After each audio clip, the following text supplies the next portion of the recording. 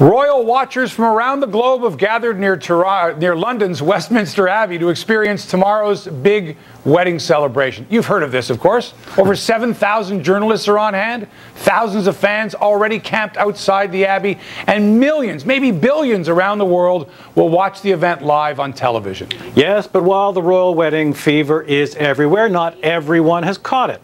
Republicans in the UK and elsewhere in the Commonwealth are gobbling Gravol in hopes of settling their queasy stomachs. They see this wedding as just another example of hereditary power, something that is not only unsuitable in a modern democracy, but frankly an event which is just a big waste of money. Joining us today in Toronto is a man who we can guarantee will not be up early watching the wedding of the century unfold. Tom Frieda is with Citizens for a Canadian Republic. Tom, you don't actually begrudge all this royal hoopla, do you? Oh, no way. I mean, who can be against two people getting married? Our organization is in favor of a wedding for anybody. You know, this is a great occasion for the royal family, obviously. But what we have acknowledged is that this is a celebrity occasion. This has little to nothing to do with Canada's constitutional status as a monarchy.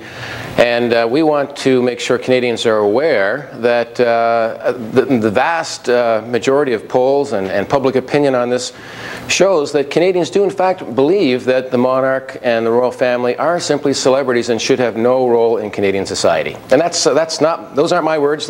That's public opinion polls. Roughly 2/3 of Canadians believe that. But I would think that this wedding would be worrisome to those who follow your thinking, because in fact it's creating huge goodwill towards the royal family. And won't that in fact put your movement back for decades? Well, it is true that this is a PR campaign. And they're winning it. Oh, well, listen, I don't think so. I think what you're seeing here is proof that people really get off on this celebrity thing. You know, the royal couple is going to be visiting Canada in June. Canadians are going to be on the hook for paying for that visit. And when you look at Canadian public opinion on the royal family, and they think that, you know, these people are celebrities, you know, why should we be paying to have the Queen's family visit Canada when we don't pay for any other visiting head of state? We don't even pay to have our Prime Minister's family travel around Canada. So, you know, you got to look at the difference between how Canadians view this as a celebrity event and the constitutional aspect. And there is a separation there. But why shouldn't we be paying? They're part of our constitutional monarchy. This is part of our government. The Queen is, not her family. Well, they're not visiting heads of state. Eventually he will be king. Well, that's unprecedented. The taxpayer shouldn't be expected to pay for hosting people who we think are going to be our next head of state. It's not we think. He will be eventually the head of state in this country. Well, you and I disagree there, because I don't think he will. You would like to see that not happen, obviously. But it won't. You think that by the time he ascends the throne, we won't actually have that connection to... Oh, I think the Commonwealth is well on its way to dealing with this before the Queen's reign ends. And that's, again, public opinion throughout the Commonwealth is perfectly in tune with that theory, that it's the Queen's popularity right now that is keeping the monarchy together. But I would be willing to bet that eventually this...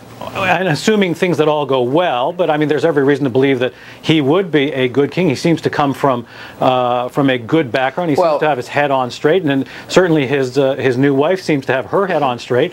I mean, well, that doesn't matter. The next head of state, the next person in line to be Canada's head of state when the Queen's reign ends is Prince Charles, and he's immensely unpopular. And that's going back to what I've just mentioned. The royal family and the people behind managing the royal family are well aware of that. They see that there's a difference in popularity between Prince William and his father.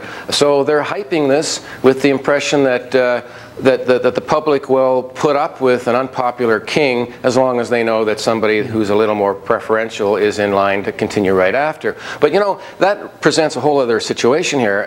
When you talk about the popularity of the royals, it doesn't matter. Popularity doesn't matter. the whole point of monarchy is that there is no choice. You get who's next in line, whether you like it or not. If you're going to use choice as part of the equation in choosing a head of state, right there you've got a republic. And that's what we want. We want to have choice in selecting a head of state. We'd like that to be a Canadian person who we select, but democracy is really absent from this whole selection process. And Canadians are, by and large, coming to the conclusion that the selection of our head of state is a process that should take place here in Canada, not overseas, and should not be exclusive to one family. Tom, I submit to you, and I've talked to a few young people about this, that we're looking at the future monarch in Prince William, and after 58 years of the reign of Queen Elizabeth, I think that a lot of young people are, hey, what's going to happen in the future? Is it going to be an old woman with a crown that's been on the nickel for all these years, or is it going to be this young, handsome prince and his beautiful wife? And I think that's what a lot of young people in this country are looking forward to. And this is a taste of things to come. Can you not see that as from a popularity standpoint, and perhaps that may raise the level of I don't know, respect for the royal family if they know that this young, intelligent young man and his wife will be the future king and queen? Well, what you're saying is not what Canadians think. Well, some of the ones I've spoken to are pretty excited about this. It's not representative of the general public, and we follow public opinion on this this is our business. What are young people saying to you? If you look at public opinion polls, and our website, Canadian-Republic.ca, has every poll on the monarchy taken since 1993, right up until last year, and 2/3 of Canadians see the value in the monarchy, but only insofar as their celebrity status. That, we can have affection for the Queen, we can appreciate all this pomp and ceremony, and appreciate our cultural and heritage link to the institution, but when it comes to the Canadian state, who we have at the core of our Canadian state, and whether we democratically choose them from our own citizens, by and large, and I'll go even beyond saying by and large, we've got 20 seconds. The proof is in the poll, the public opinion.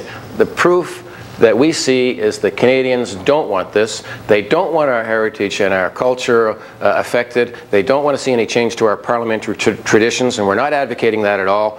We think that the best way to do this is what's being promoted in Australia and New Zealand and elsewhere in the Commonwealth is a gradual disconnect from the monarchy, from the Governor General's office. We would have a parliamentary republic, no other change, and that's consistent with precedent throughout the Commonwealth where they have cut the link with the monarchy. Where, by the way, in the Commonwealth, the majority of countries are not monarchies. They are republics. 90% of the people in the Commonwealth live under republics. So, what does that say? It says that Canada is really dragging its feet on taking that last step to independence. All right, Tom Frieda is with Citizens for a Canadian Republic. Tom, thanks so much. Appreciate it. Anytime. And we'll talk to you soon. Thanks, Tom. Take care.